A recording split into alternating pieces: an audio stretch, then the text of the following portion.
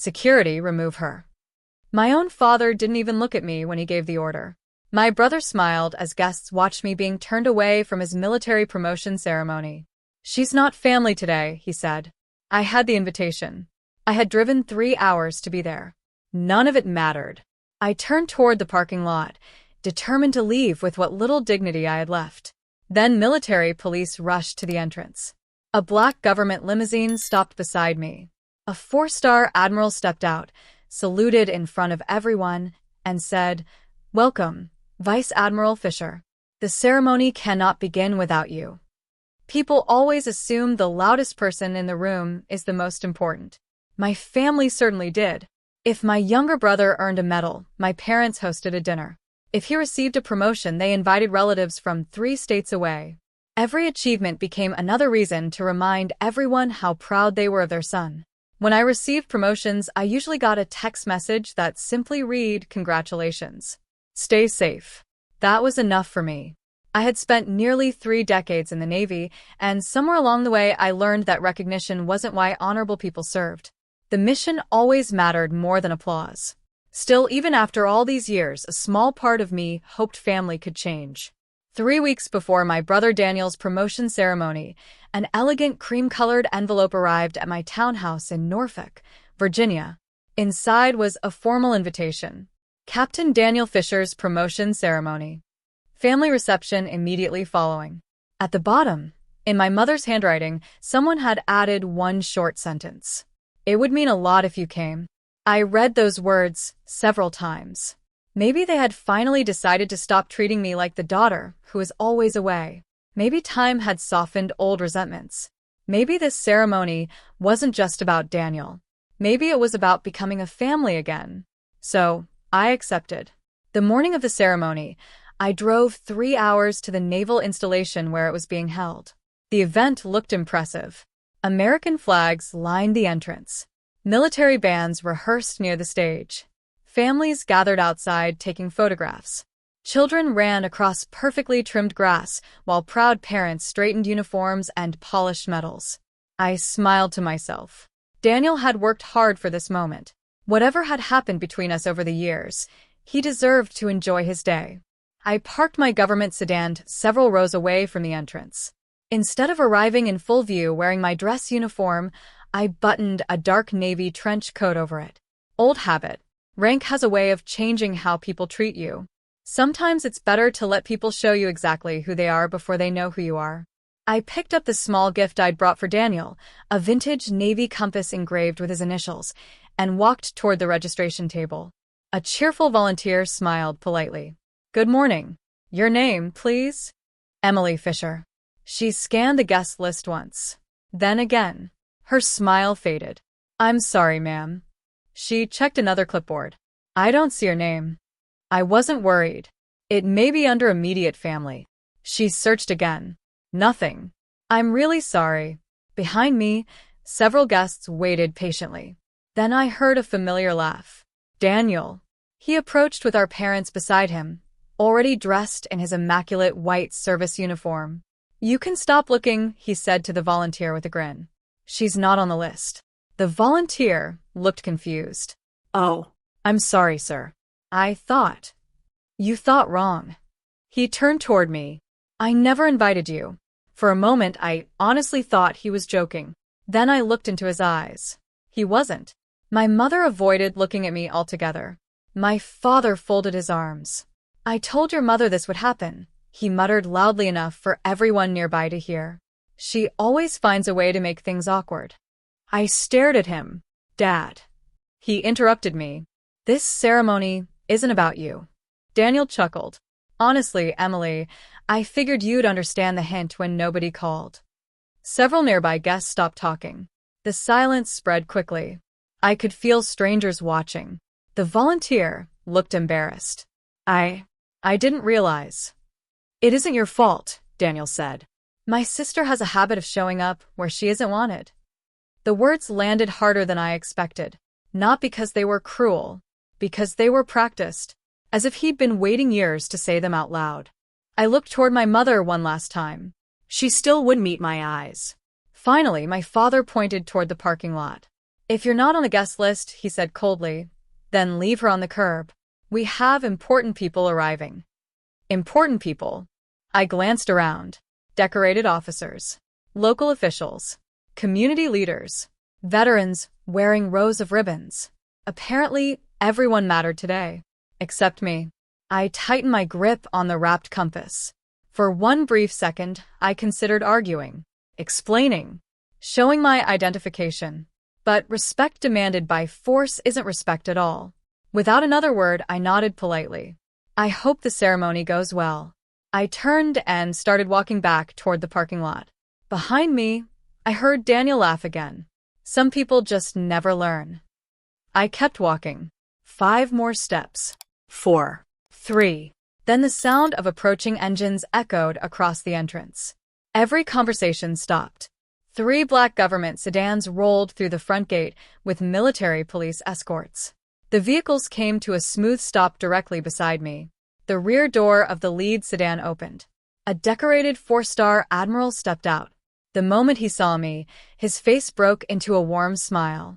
He walked straight past the stunned crowd, came to attention, raised a crisp salute, and said in a clear voice that carried across the entire entrance, "Welcome, Vice Admiral Fisher. We've been waiting for you." For a few seconds, nobody moved. The Admiral's salute remained perfectly steady. Mine instinctively returned. "Good morning, Admiral. It's an honor to finally have you here," he said warmly. "I apologize for the delay. Our convoy was held at the South Gate."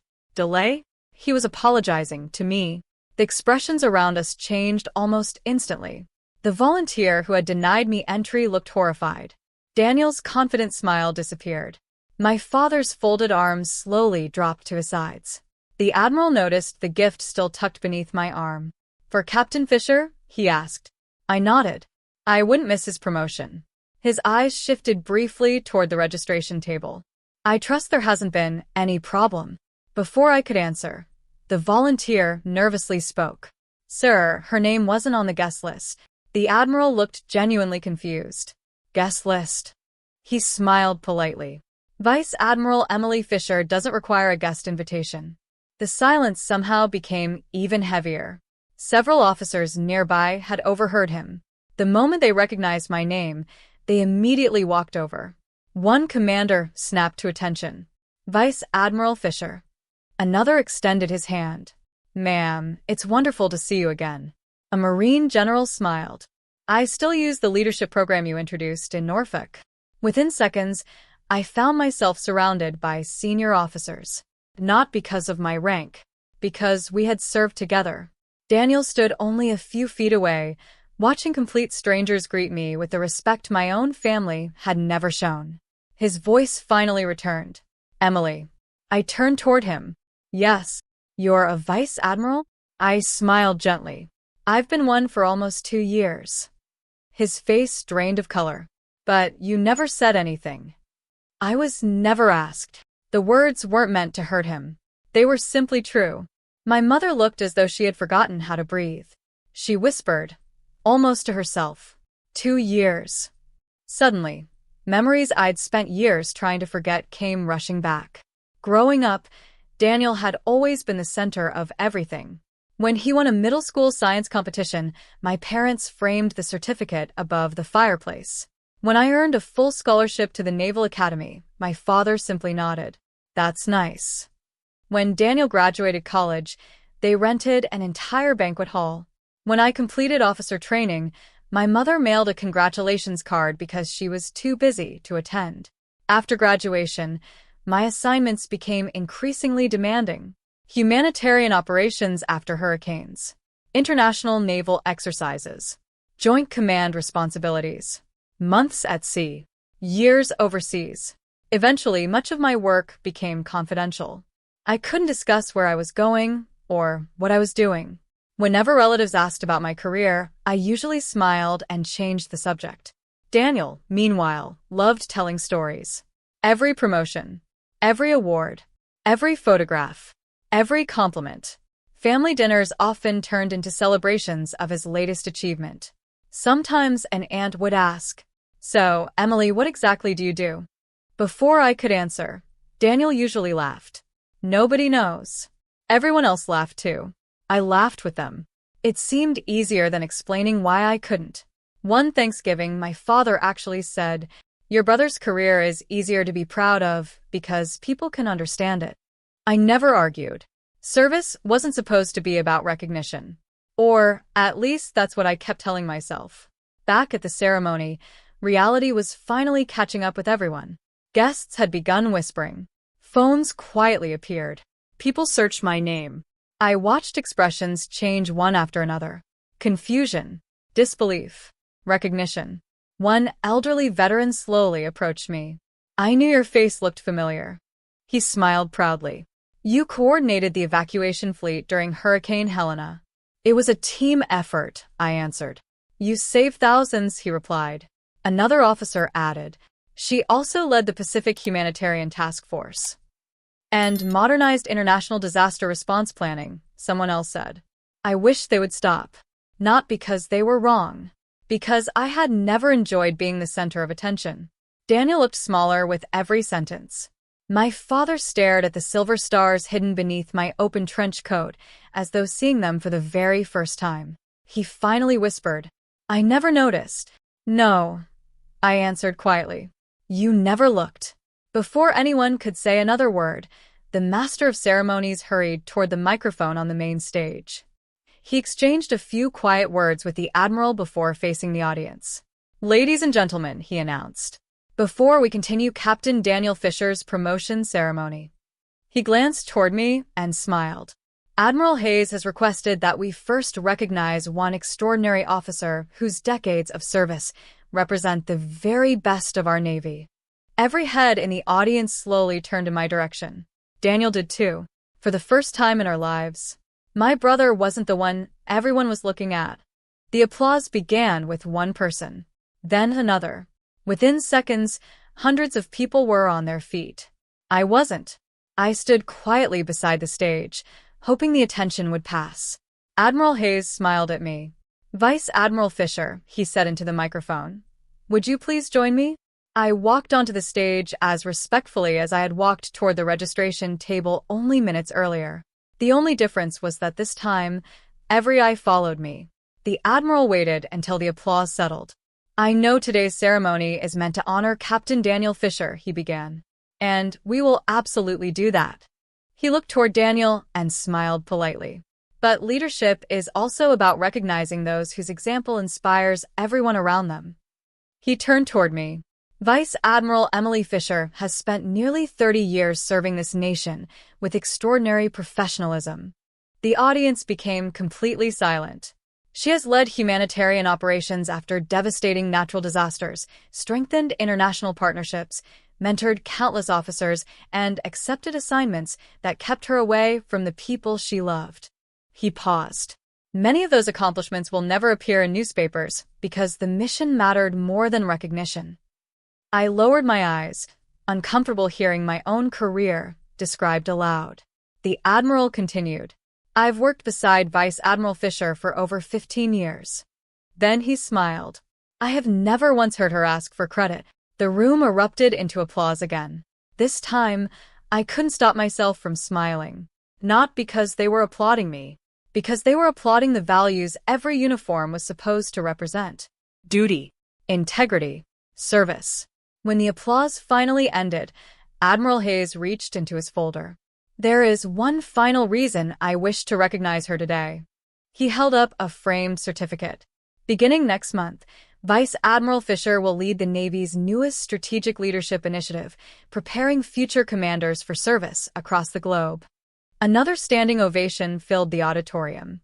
I accepted the certificate with a quiet thank you before stepping back. Across the front row, I saw Daniel staring at the floor. The confidence that had filled him earlier that morning was gone. He wasn't angry. He looked embarrassed. More importantly, he looked thoughtful. When the ceremony officially resumed, his promotion proceeded exactly as planned.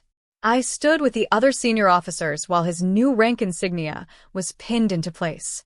When everyone applauded him, I applauded too. He deserved that moment. His achievements had never been the problem. The ceremony ended with photographs, handshakes, and conversations across the reception hall. After nearly an hour, I felt someone approach behind me. Emily. I turned. It was my father. For the first time in years, he didn't look like the man who always had the right answer. He looked like a father searching for the right words. I owe you an apology. I didn't interrupt.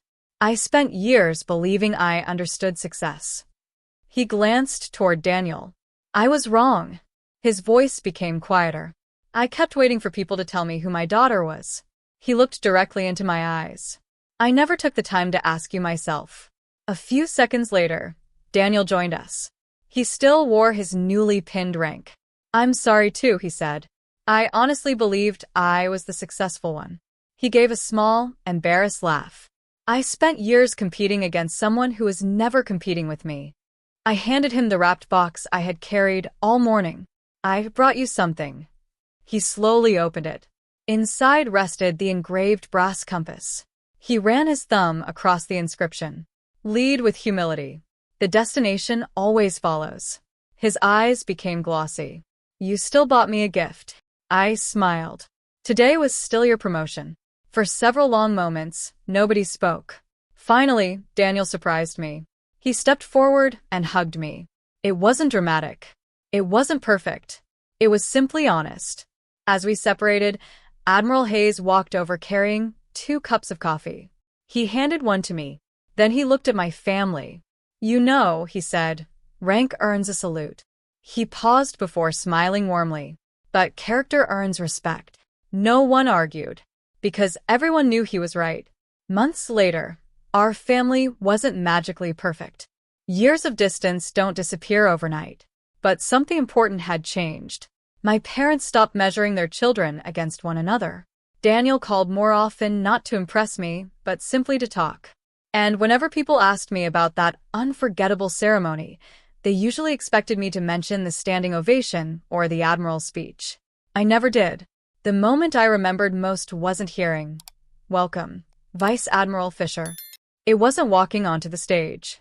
It wasn't the applause. It was the moment I realized I no longer needed my family's approval to know my worth. I'd already built a life defined by honor, quiet service, and integrity. Everything that happened afterward wasn't my greatest victory. It was simply the moment my family finally saw the woman I had been all along.